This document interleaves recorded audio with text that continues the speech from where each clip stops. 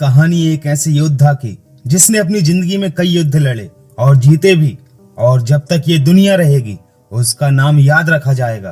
पर उसने अपने पिता के खिलाफ आवाज उठाई, और उसने ऐसा क्यों किया ये हमें इस मूवी में पता चलेगा। इस मूवी की शुरुआत होती है और हम देखते हैं कि कई सारे योद्धा, कई सारे सैनिक पानी में डूबे हुए हैं और एक खतरनाक जंग चल रही है ऑर्गस में, जो साउथ ग्रीस में है। और वो दूसरी सेना किले के अंदर घुस जाती है और उस सेना का राजा, जिसका नाम एम्फिट्रियोन है, वो आर्गस के सम्राट को चैलेंज करता है कि इस युद्ध में सिर्फ हम दोनों लड़ेंगे, किसी भी सैनिक का खून नहीं बहेगा और जीतने वाला वो सब कुछ रखेगा, राज्य, प्रजा, धन दौलत, सब कुछ। क्या तुम्हें मंजूर है? जिसके बाद दोनों में घमासान युद्ध होता है और आखिरकार एम्फिट्रियोन की जीत होती है और वह पूरे आर्गस पर अपना अधिकार कर लेता है और पूरी सेना उसके सामने झुक जाती है। पर रानी एल्कमेनी को यह पसंद नहीं आता कि आपने आर्गस पर हमला क्यों किया, वो तो हमारे दुश्मन भी नहीं थे।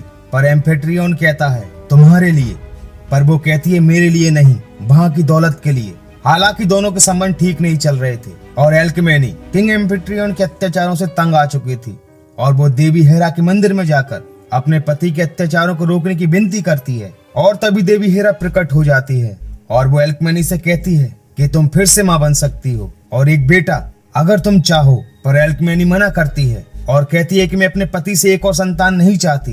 पर देवी हेरा कहती है कि तुम्हारे पति से नहीं, मेरे पति ज्यूस से, वो तुम्हें बहुत प्यार करते हैं। अगर तुम चाहो तो उनके द्वारा पैदा हुई संतान एम्फिट्रियोन के अत्याचारों को रोक सकती है और उस बच्चे में ज्यूस की ताकत होगी और तुम उस बच्चे का नाम हरक्यूलिस रखना। और एल्कमेनी मान जाती है और उसी रात ज्यूस अपने अदृश्य रूप में आकर एल्कमेनी के साथ अपने संबंध बनाता है। पर तभी एम्फिट्रियोन वहां आ जाता है और हर तरफ उस अदृश्य शक्ति को ढूंढने लगता है, पर उसे कोई दिखाई नहीं देता। और वो एल्कमेनी से पूछता है कौन था वो, उसे कहाँ छुपा कर रखा है, बताओ मुझे। और तभी वहां बिजली गिरती है और वो समझ जाता है कि ये काम ज्यूस का है, जिसके 9 महीने बाद एल्कमेनी एक बच्चे को जन्म देती है। पर एम्फिट्रियोन उस बच्चे से नफरत करता है क्योंकि वो उसकी संतान नहीं, एक नाजायज संतान है। फिर भी वो उसका नाम रखता है एल्साइडस। पर वो ये भी कहता है कि ये अपने बड़े भाई एपिक्लेस की बराबरी नहीं कर सकता और ना ही यहाँ का सम्राट बनेगा। और ये कहकर वो वहां से चला जाता है। पर एल्कमेनी उसे हरक्यूलिस कहकर पुकारती है। जिसके बाद कहानी 20 साल आगे बढ़ जाती है और एल्साइडस अब बड़ा हो चुका है और वो राजकुमारी हेवी के साथ घूमने जाता है क्योंकि वो दोनों एक दूसरे से प्यार करते हैं और शादी भी करना चाहते हैं। पर तभी वहां एपिक्लेस भी आ जाता है राजकुमारी को ढूंढते हुए, क्योंकि वो भी राजकुमारी हेवी को प्यार करता है। और वो राजकुमारी को सैनिकों के साथ वापस महल भेज देता है और दोनों अकेले महल की तरफ जाने लगते हैं। वहीं अब रात हो चुकी है और रास्ते में एक खतरनाक शेर इन दोनों पर हमला करता है, जहां एल्साइडस बड़ी बहादुरी के साथ सिर्फ अपने हाथों से उस शेर को मार देता है। जिसके बाद दोनों महल वापस आ जाते हैं और एपिक्लेस शेर को मारने की झूठी कहानी बताता है कि इस शेर को मैंने मारा। और अल्साइडस उस शेर को देखकर भाग गया और अल्साइडस भी उसकी बात नहीं झुठलाता, क्योंकि एपिक्लेस अल्साइडस का बड़ा भाई है और होने वाला टेरेंस का सम्राट भी। और उसकी बहादुरी को देखकर किंग एम्फिट्रियोन राजकुमारी हेवी की शादी अपने बड़े बेटे एपिक्लेस से करने का ऐलान कर देते हैं और कहते हैं कि आने वाली सावन की पूनम की रात को इन दोनों की शादी होगी। पर राजकुमारी और एल्साइडस को ये बात पसंद नहीं आती और राजकुमारी गुस्से में वहां से चली जाती है, जहां एल्साइडस उसे रोकने की कोशिश करता है। वहीं एम्फिट्रियोन को एपिक्लेस बता देता है कि राजकुमारी एल्साइडस से प्यार करती हैं। पर किंग एम्फिट्रियोन कहता है कि इससे कोई फर्क नहीं पड़ता, वो तुम्हारी होने वाली बीवी है, जाओ उसे वापस लाओ। वहीं राजकुमारी हेवी एल्साइडस से कहती है कि मुझे उससे शादी नहीं करनी, मैं तुमसे शादी करना चाहती हूँ, चलो यहाँ से कहीं दूर, हम दोनों अपनी एक अलग दुनिया बसाएंगे। और दोनों भाग जाते हैं। पर एपिक्लेस और उसकी सेना उनका पीछा करती है और दोनों को पकड़ लेती है। वहीं एल्साइडस को राजा के सामने पेश किया जाता है, जहाँ राजा कहता है कि हमें पता है तुम हमारी घोषणा से खुश नहीं हो, पर हमने जो कहा वही होगा। पर एल्साइडस कहता है कि मैं हेवी की शादी किसी भी हालत में इसके साथ नहीं होने दूंगा। लेकिन राजा कहता है कि तुम कल इजिप्ट के लिए रवाना हो गए, हेलियोपोलिस में बगावत शुरू हो गई है, तुम कप्तान सोटेरियस के साथ जंग के लुत्फ उठाओ एल्साइडस, और बाकी बातों को भूल जाओ। लेकिन वो जगह इतनी खतरनाक थी कि वहां से जिंदा वापस कोई नहीं लौट सकता था और किंग एम्फिट्रियोन ने जानबूझकर एल्साइडस को वहां भेजा ताकि वो मारा जाए, क्योंकि किंग एल्साइडस को बिल्कुल भी पसंद नहीं करता था और ना चाहते हुए भी एल्साइडस को जाना पड़ता है।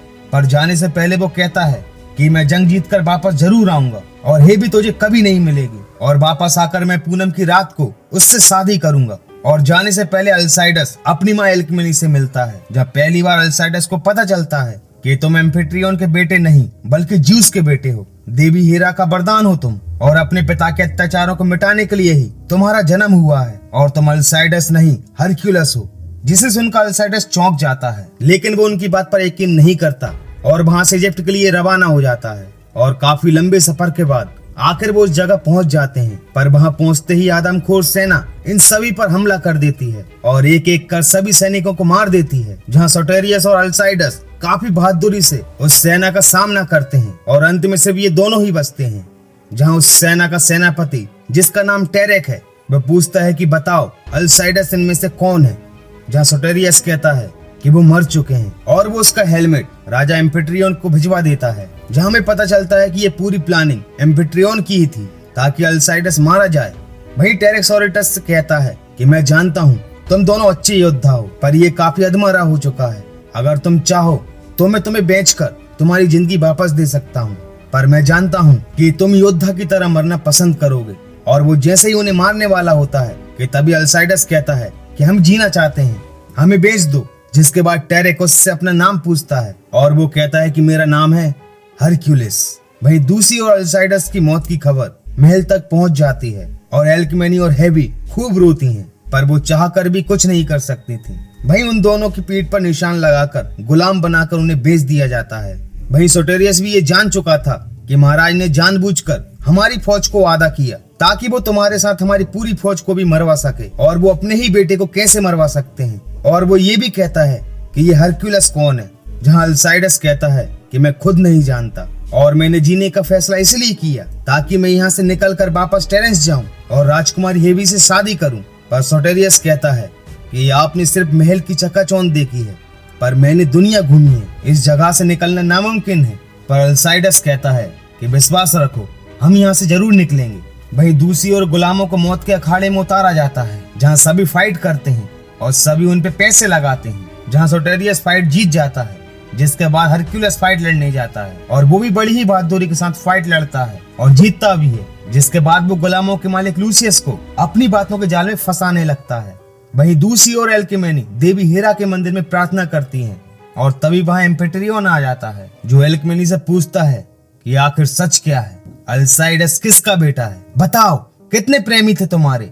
जहाँ वो कहती है सिर्फ एक, और वो भी सिर्फ एक रात के लिए और एक मकसद के लिए, और वो मकसद है आपका खात्मा। पर अब मेरा बेटा इस दुनिया में नहीं रहा और उसका अधूरा काम अब मुझे ही पूरा करना पड़ेगा। और वो एम्फिट्रियोन पर अपने खंजर से हमला कर देती है, पर वो उस खंजर को पकड़ लेता है और पूछता है कि बताओ कौन है उसका पिता। जहाँ वो बता देती है कि ज्यूस, उन्होंने हमें अपना अंश दिया ताकि वो आपको मिटा सके। जिसे सुनकर एम्फिट्रियोन काफी गुस्सा हो जाता है और वो उसी खंजर से एल्क्मेनी की हत्या कर देता है। पर वो मरते मरते भी कहती है कि आपने ज्यूस का अंश मिटाया और अब उनका कहर तुम पे टूटेगा, याद रखना तुम जरूर मरोगे। और उसकी वही मौत हो जाती है। वही एम्फिट्रियोन कैरोन से कहता है कि महारानी ने अपने बेटे के गम में आत्महत्या कर ली। वहीं दूसरी ओर हरक्यूलस गुलामों के मालिक लूसियस से कहता है कि तुम इससे भी ज्यादा पैसे और धन दौलत कमा सकते हो, तुम्हें हमें ग्रीस ले जाना होगा, वहाँ लड़ाई देखने हजारों लोग आएंगे।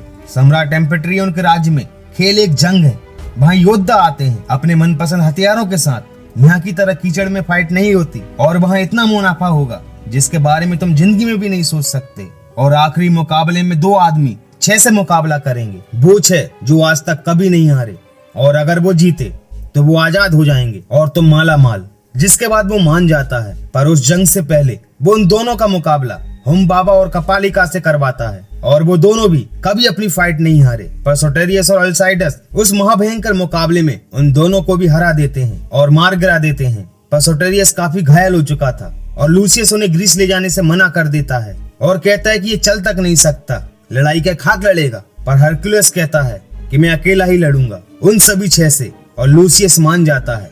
जिसके बाद सभी ग्रीस के लिए रवाना हो जाते हैं। वहीं ग्रीस पहुंचने के बाद सोटेरियस चुपके से कैरोन को पकड़ लेता है और उसे अपने और हरक्यूलस के बारे में बता देता है। हरक्यूलस का नाम सुनते ही वो खुश हो जाता है। जिसके बाद महाभयंकर मुकाबला शुरू होता है और हरक्यूलस अकेला ही उन 6 योद्धाओं से मुकाबला करता है और आखिरकार हरक्यूलस उन सभी को मारने में कामयाब होता है। वहीं दूसरी ओर सोटेरियस अपने और वफादार साथियों को हरक्यूलस का साथ देने के लिए मना लेता है। वहीं मुकाबला खत्म होने के बाद सभी हरक्यूलस से मिलते हैं, जहां कैरोन हरक्यूलस को बता देता है कि महाराज ने आपकी माँ की हत्या कर दी और ये खंजर मैंने ही उनके सीने से निकाला था और आपको सम्राट और होने वाले सम्राट दोनों को ही खत्म करना होगा। पर हरक्यूलिस कैरोन से कहता है कि आप मेरे बारे में अभी राजकुमारी हेबी को मत बताना, वरना वो अपने इमोशन नहीं छुपा पाएंगी। वहीं दूसरी ओर सैनिक गांव वालों से जबरदस्ती वसूली कर रहे थे कि तभी हरक्यूलिस वहां पहुंच जाता है और उन सैनिकों को मारता है और अपना संदेश महाराज तक पहुंचा देता है। और जब सम्राट को इसके बारे में पता चलता है कि सोटेरियस वापस आ चुका है और उसके साथ कोई हरक्यूलिस है, तो वो तुरंत उन्हें पकड़ने का आदेश दे देता है। वहीं कप्तान सोटेरियस हरक्यूलिस को एक बूढ़ी औरत से मिलवाता है। असल में वो औरत देवी हेरा है, पर इसके बारे में उन्हें नहीं पता। वहीं वो औरत कहती है कि अगर तुम चाहो तो राजकुमारी हेबी से शादी करके अपनी जिंदगी आराम से गुजार सकते हो, पर तुम्हारी मंजिल कुछ और है। तुम्हारा सफर तुम्हें अपनी मोहब्बत से बहुत दूर ले जाएगा। तुम अपने पिता ज्यूस पर विश्वास रखो, वो तुम्हें असीम ताकत देंगे जिसकी मदद से तुम उस बेरहम सम्राट को मार पाओगे। पर हरक्यूलिस कहता है कि तब कहाँ थे मेरे पिता जब मेरे 80 साथियों को मारा गया था और जब मेरी माँ का कत्ल हुआ था। पर वो कहती है कि ज्यूस हमेशा तुम्हारे साथ थे और उन पर विश्वास रखो, तुम अपनी मंजिल जरूर हासिल करोगे। वहीं दूसरी ओर एफेक्लिस हेबी के ऊपर शादी के लिए दबाव डालता है, पर वो इनकार करती है। हम मरना पसंद करेंगे पर तुम्हारे साथ शादी नहीं। और राजकुमारी हेबी छत से कूदकर आत्महत्या करने की कोशिश करती है, पर सही समय पर आकर कैरन उन्हें बचा लेता है और उन्हें अल्साइडस के बारे में बता देता है, जिसे सुनकर वो खुश हो जाती हैं। और अगली सुबह वो अल्साइडस से मिलती हैं और दोनों एक दूसरे से मिलकर काफी खुश होते हैं। वहीं दूसरी ओर टेरेक्स सम्राट एम्फिट्रियन से मिलता है और वो सोटेरियस और हरक्यूलिस के बारे में बताता है और कहता है कि सोटेरियस बच कैसे गया और ये हरक्यूलिस कौन है। जाओ और उन्हें ढूंढकर मेरे पास लाओ। जिसके बाद सभी उन्हें ढूंढने के लिए निकल जाते हैं। वहीं सोटेरियस अपनी फैमिली से मिलने जाता है, पर टेरेक उसकी बीवी को मार चुका था और वो उसके बेटे को भी मारने की धमकी देता है और हरक्यूलिस का पता पूछता है और ना चाहते हुए भी वो उसका पता बता देता है। जिसके बाद सभी हरक्यूलिस के अड्डे पर धावा बोल देते हैं और एफेक्लिस हरक्यूलिस को देखकर चौंक जाता है और उसके सभी साथियों को मारने का हुक्म देकर दोनों को बंदी बनाकर सम्राट के सामने पेश करता है, जहां हरक्यूलिस को बड़े से पिलर से बांध दिया जाता है और उसे कोड़ों से मारा जाता है। वहीं सम्राट एम्फिट्रियन वहां मौजूद सभी लोगों से कहते हैं, यह है तुम्हारा मसीहा जो खुद अपनी जान नहीं बचा सकता, वो क्या तुम्हारी जान बचाएगा। और वो कैरोन की हत्या करवा देता है। और जैसे ही वो सोटेरियस को मारने वाला होता है कि तभी हरक्यूलिस अपने पिता ज्यूस को याद करता है और उसके अंदर असीम शक्ति आ जाती है और वो उन पिलर्स को तोड़ देता है, जिसे देखकर सभी वहां से भागते हैं और वो अपनी जंजीरों में बंधे पत्थरों से सभी सैनिकों को मारने लगता है और वो उन्हें बड़ी ही बेरहमी से मारता है। जिसके बाद वो कैरोन के पास जाता है और खूब रोता है और पूरी प्रजा और हरक्यूलिस के साथी टेरेंस पर हमला करने के लिए निकल जाते हैं और वहां एक भीषण युद्ध चालू हो जाता है। वहीं आज सावन की पहली पूनम की रात है और एफेक्लिस के साथ राजकुमारी हेबी की शादी की शुरुआत हो जाती है, पर वो अभी भी उससे शादी के लिए मना करती है। वहीं दूसरी ओर युद्ध चालू है और हरक्यूलिस टेरेंस के सैनिकों से कहता है कि क्या तुम अपने अत्याचारी राजा का साथ दोगे या हमारा, ये आपके हाथ में है। और वो सैनिक मान जाते हैं और हरक्यूलिस का साथ देते हैं और हरक्यूलिस अपने सैनिकों के साथ किले के अंदर घुस जाता है, जहाँ वो एफेक्लिस और सम्राट एम्फिट्रियन को युद्ध के लिए ललकारता है और सम्राट उसके सामने आ जाता है और कहता है कि एफेक्लिस हेबी के साथ शादी कर रहा है और तुम्हारे स्वागत के लिए मैं तुम्हारे पास आया हूँ। और वो हरक्यूलिस के चारों ओर आग लगाकर अपने सैनिकों से हरक्यूलिस और उसकी सेना को घेर लेता है, जहाँ हरक्यूलिस कहता है कि सम्राट एम्फिट्रियन सिर्फ हम दोनों लड़ेंगे और जीतने वाला वो सब कुछ लेगा, ये राज्य, ये प्रजा, ये फौज और पूरी धन दौलत। क्या तुम्हें मंजूर है? लेकिन सम्राट कहता है, हमारी बिल्ली और हमसे ही मियाऊं, मैं तुम्हारी बातों में नहीं आने वाला, यहाँ हमारी हुकूमत चलती है बेटा। पर हरक्यूलिस कहता है, मैं तुम्हारा बेटा नहीं हूँ दुष्ट सम्राट, मैं तो उसका बेटा हूँ जो पूरी दुनिया पर अपनी हुकूमत करता है। मैं हूँ ज्यूस का बेटा। और सम्राट अपने सैनिकों से हरक्यूलिस और उसकी सेना पर हमला करवा देता है, पर तभी हरक्यूलिस अपनी तलवार आसमान की ओर करता है और थंडर गॉड ज्यूस उसकी तलवार में बिजली डाल देते हैं और हरक्यूलिस उस बिजली की ताकत से सभी सैनिकों का खात्मा कर देता है। जिसके बाद सम्राट और हरक्यूलिस की लड़ाई होती है, पर सम्राट हरक्यूलिस पर भारी पड़ता है और वो हरक्यूलिस को खूब मारता है। लेकिन अंत में हरक्यूलिस सम्राट को मारने ही वाला होता है कि तभी एफेक्लिस राजकुमारी हेबी के गले पर खंजर रखकर सम्राट को छोड़ने के लिए कहता है, पर हेबी उसे छोड़ने से मना करती है और उसी खंजर को अपने सीने में घुसा देती है, जो उसके शरीर के आर पार हो जाता है और पीछे खड़े एफेक्लिस में भी वो खंजर घुस जाता है और उसकी वहीं मौत हो जाती है। जिसे देखकर हरक्यूलिस को काफी गुस्सा आता है और आखिरकार वो सम्राट को मारने में कामयाब हो जाता है और उस बहसी सम्राट को मारकर हरक्यूलिस अपनी माँ का बदला लेता है और उसकी दरिंदगी से टेरेंस और उसकी प्रजा को आजाद करता है। और अच्छी बात ये थी कि राजकुमारी हेवी बच जाती हैं और कुछ समय बाद दोनों की शादी भी हो जाती है